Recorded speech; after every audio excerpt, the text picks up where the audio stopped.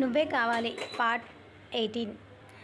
ముద్దుని దానిలో ఉన్న మాధుర్యాన్ని విక్రమ్ ఆస్వాదించడంలో పూర్తిగా మునుగుతాడు. కాస్త ఉంటే సీత కళ్ళు తేలేస్తుందని జాలిపడి వదిలి తనే కిచెన్లోకి వెళ్ళి కాఫీ, తనకి పాలు, ప్రోటీన్ పౌడర్ కలిపి ఇస్తాడు. నాకు వద్దు అని అన్న తనే దగ్గరుండి పాలు తాగించి కాఫీ తాగుతూ పక్కనే కూర్చుంటాడు. సీత బిక్కునని ఏడుస్తూనే నిద్రపోతుంది. ఏమైంది, అంతలా నొప్పి కలిగిందా ఏంటి అని తన డ్రెస్ టాప్ కొంచెం పక్కకు జరిపి చూసేసరికి అక్కడంతా ఎర్రగా కంది బ్లడ్ గూడు కట్టినట్టు ఉంటుంది. ఓ మై గాడ్, ఇంతలా నేను అవుతుందని అస్సలు అనుకోలేదు. దీని స్కిన్ మరీ సెన్సిటివ్గా ఉంది అని ఆలోచిస్తూనే అక్కడ కూడా నెమ్మదిగా వెనరాస్తూ ఉంటాడు. అప్పుడు సీతను పరీక్షగా చూడగా తన చేతులపై కొత్తగా మచ్చలు కనబడడంతో ఏంటివి అని ఆలోచిస్తూనే కాసేపటికి అర్థమయ్యి పిడికిలు బిగుసుకుంటుంది. ఎవరు ఇలా చేసి ఉంటారు అని ఆలోచిస్తూ ఉంటాడు విక్రమ్. 2 గంటల తర్వాత సీతకి మెలకు వచ్చి ఉలికిపడి లేచి కూర్చుంటూ చుట్టూ చూస్తూ ఉంటుంది. సీత హాల్లోనే ఉండడంతో అక్కడ విక్రమ్ లేకపోవడంతో కాస్త టెన్షన్ పడి విక్రమ్ గారు అని భయంతో అరుస్తూ ఉంటుంది. బాల్కనీలో ఉన్న విక్రమ్ సీత అరుపుకి వచ్చి ఏమైంది, ఎందుకలా అరుస్తున్నావంటే చాలా లేట్ అయింది విక్రమ్ గారు, వెళ్దామా, వార్డెన్తో ప్రాబ్లం అవుతుంది అని అంటుంది. సరే వెళ్దాం అని విక్రమ్ ముందుకు వెళ్తూ ఉండగా తన చేయి పట్టుకొని ఆపి తనకిచ్చిన చెక్స్ తనకి ఇచ్చేసి నేను మరీ అంతా దిగజారిపోలేదు.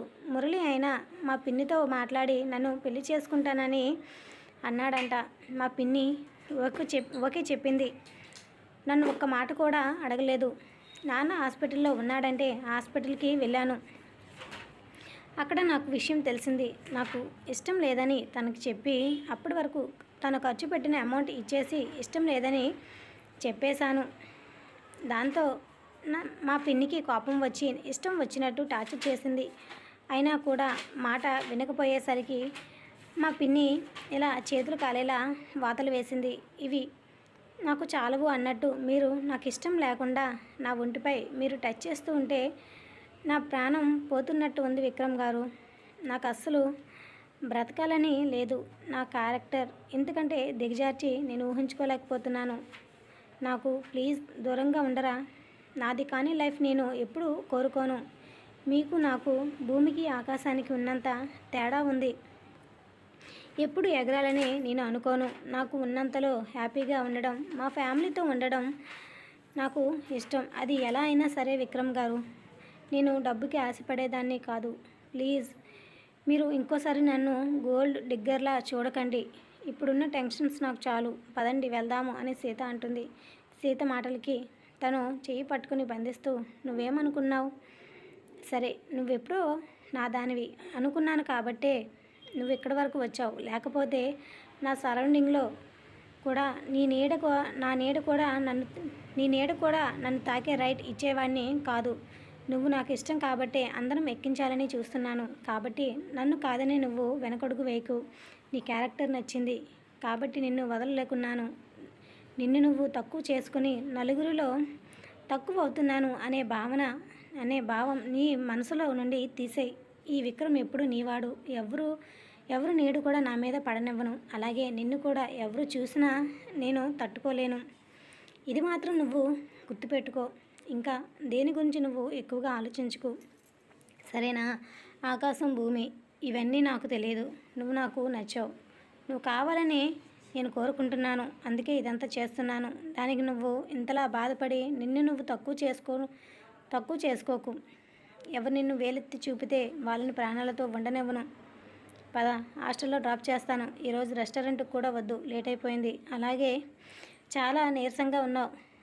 నీపై నువ్వు కేర్ తీసుకో అని అక్కడి నుండి పర్టికోలకి వెళ్ళి కార్ స్టార్ట్ చేస్తూ ఉంటాడు. సూపర్ మార్కెట్ దగ్గర కావాల్సినవన్నీ తీసుకుని కారులో కూర్చుంటాడు విక్రమ్. సీతకు హాస్టల్లో డ్రాప్ చేసి తర్వాత కవర్ ఇస్తూ ఇవన్నీ 1 వీక్లో కంప్లీట్ అవ్వాలి, నేను చెక్ చేస్తాను అని చెప్పి అక్కడ నుండి మరో మాట్లాడే అవకాశం ఇవ్వకుండా వెళ్ళిపోతాడు. సీతకు విక్రమ్ ప్రవర్తన కాస్త కూడా అర్థం కాదు. అలాగే ఆఫ్ మైండ్తోనే తన హాస్టల్లోనికి లోపలికి వెళ్తూ ఉంటుంది. ఇక బయట బాల్కనీలో నుండి విక్రమ్ని గుర్తుపట్టిన కొందరు అమ్మాయిలకి కన్ఫర్మ్ అవుతుంది విక్రమ్కి సీతకి మధ్య ఏదో జరుగుతుందని. సీత ఫ్రెష్ అయ్యి వచ్చి క్యాంటీన్లో ఫుడ్ తింటూ ఉండగా ఒక అమ్మాయి ముందుకు వచ్చి ఏంటే విక్రమ్ని బాగా ఇంప్రెస్ చేసినట్టున్నావు. ఈవినింగ్ కాలేజ్ నుండి వెళ్ళి ఇప్పటి వరకు ఎక్కడెక్కడ తిరిగి వస్తున్నారేంటి, ఎవరిని కూడా దగ్గరికి రానివ్వని వాడు నీ చుట్టూ తిరుగుతున్నాడు, అంతలా ఏం చూపించావేంటి అని ఇక వెకిలిగా నవ్వుతూ అంటుంది. దాంతో తింటున్న సీత మౌనంగా తన మాటలు వింటుంది. కానీ ఏమీ సమాధానం చెప్పదు. మానస, ఎక్కువగా మాట్లాడుతున్నావు, కంప్లైంట్ ఇచ్చానంటే నీ సంగతి ఏమవుతుందో ముందు నువ్వు ఆలోచించుకో అని అంటుంది. ఏంటే దాన్నంటే నీకు నొప్పి వచ్చిందా? తప్పేమన్నాను నేనన్నది? తప్పు కాదు కాబట్టే సీత ఏమీ మాట్లాడట్లేదు. నేను కాదు, కాలేజ్ మొత్తం నీ గురించి ఇలానే మాట్లాడుతుంది. నీలాంటి వాళ్ళు డబ్బుకి ఎంతకైనా దిగజారుతారు అని చాలా వల్గర్గా సీత గురించి మాట్లాడుతూ ఉంటుంది. ఆమె మాట్లాడిన మాటలకు మనసుకి కోపం వచ్చి, ఇదే విషయం నేను విక్రమ్కి చెప్తాను, అతను సమాధానము చెప్తాడు, నువ్వు చూస్తూ ఉండు అనేసరికి, ఏంటే విక్రమ్ సార్తో చెప్తే భయపడతానని అనుకున్నావా? నేనేం తప్పుగా అనలేదే. తను వెళ్ళలేదా విక్రమ్తో? నేను అదే కదా అడిగాను. చేసిన దానికి లేని నొప్పి నేను అడిగితే నువ్వు వింటే వచ్చిందా అని అనుకుంటూ వెళ్ళిపోతుంది. సీతకి అస్సలు ముద్ద మింగుడు పడదు. అందరూ ఇలానే అనుకుంటారు కదా మానస నా గురించి, క్యారెక్టర్లెస్గా అని బాధపడుతూ ఉంటుంది మానస. నీ గురించి నాకు తెలుసు. విక్రమ్ నిన్ను ఇష్టపడుతున్నాడు. ఎవరిని కూడా కనుసైగతో దూరం పెట్టే విక్రమ్ నిన్ను ఇష్టపడి నీకు దగ్గరయ్యాడు. నువ్వు దూరంగా ఉన్నా కూడా అందరి మాటలు పట్టించుకోవాల్సిన అవసరం లేదు. నీ మనస్సాక్షిని అడుగు. తప్పు చేస్తున్నావు అనిపిస్తే బాధపడు. అంతే తప్ప అందరి మాటల గురించి నువ్వు పట్టించుకోవాల్సిన అవసరం లేదు. ఎప్పుడు కూడా అందితే జుట్టు, అందకపోతే కాళ్ళు పట్టుకునే రకాలు ప్రతి ఒక్కరికి మనం సమాధానం చెప్పవలసిన అవసరం లేదు. ఒకరు అన్నారని మన క్యారెక్టర్ తగ్గిపోదు. నరం లేని నాలుక 100 మాట్లాడుతుంది. అన్నిటినీ పట్టించుకోవాల్సిన అవసరం లేదు కదా. నాకు చాలా వర్క్ ఉంది, పద, చాలా వర్క్ ఉంది మనకి. మానస, సీత ఇద్దరు తన రూమ్కి తీసుకెళ్తుంది. రూమ్కి వెళ్ళిన తర్వాత అక్కడున్న కవర్ ఓపెన్ చేస్తూ, ఏంటి ఇవన్నీ అని అడగగా విక్రమ్ చెప్తుంది. చూసావా ఎంత కేరింగ్గా ఉన్నాడో. ఇలాంటి అందరూ మాటలు నువ్వు పట్టించుకోకు. విక్రమ్ ఇచ్చిన స్నాక్స్ అన్నీ తన కబోర్డ్లో ఒక సైడ్ పెట్టుకుని డ్రెస్సెస్ అన్నీ కూడా నీట్గా పెట్టుకుంటుంది సీత. మానస కూడా ఊరి నుంచి తెచ్చిన కొన్ని స్నాక్స్ తేవడంతో సీతకి ఇస్తూ, అమ్మ చేసింది, టేస్ట్ చెయ్యి, బాగా చేస్తుంది అమ్మ అని చెప్తుంది. అమ్మ అనేసరికి సీత మనసంతా బాధగా మారిపోతుంది. నువ్వు అలా డల్గా అవ్వకు సీత ప్లీజ్ అని మానస అనడంతో తన ముందు బాధపడలేక చిన్న స్మైల్ ఇస్తూ, మానస, ఇచ్చినవి తింటూ చాలా బాగున్నాయి అమ్మ ప్రేమ అంతా అని అంటుంది. చూస్తూ ఉండు సీత, నీకు అమ్మంతా ప్రేమను పంచే అత్తమ్మ ఖచ్చితంగా దొరుకుతుంది.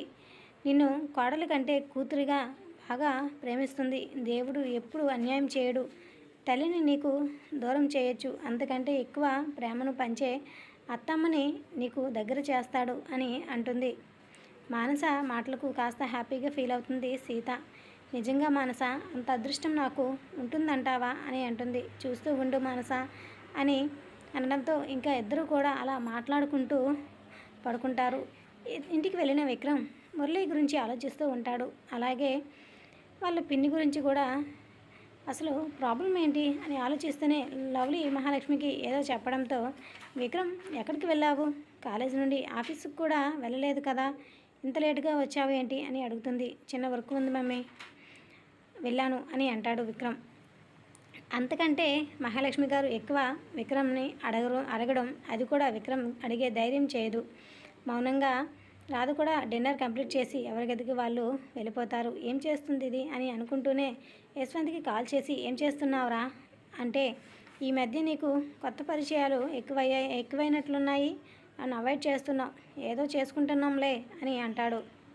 యశ్వంత్ అయితే, ఒరేయ్ నీకు సూట్ కానీ అలక ట్రై చేయకు, ఇంటికి వచ్చి మరీ తంతా అని అంటాడు విక్రమ్.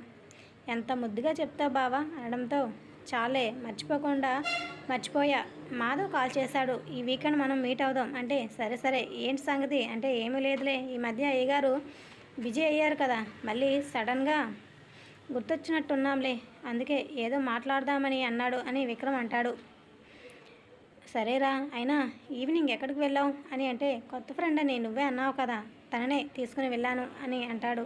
ఒరేయ్ నువ్వు సీతను ఊరికినే ఇబ్బంది పెడుతున్నావు అని యశ్వంత్ అంటే, ఫ్రెండ్ అన్నాను సీత అని నేను చెప్పలేదు కదరా అంటే, నీకు నేను ఫ్రెండ్ని రా, ఆ మాత్రం అర్థం చేసుకుని అంటావా అని యశ్వంత్ అంటాడు.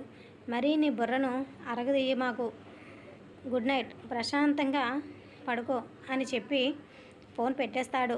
ఇక విక్రమ్ అయితే ఈడియట్, ఎన్ని రోజులు దాస్తావు దాయిరా అని యశ్వంత్ కూడా నవ్వుతూ ఫోన్ పెట్టేసి ఇక విక్రమ్ గురించి ఆలోచిస్తూ ఉంటాడు.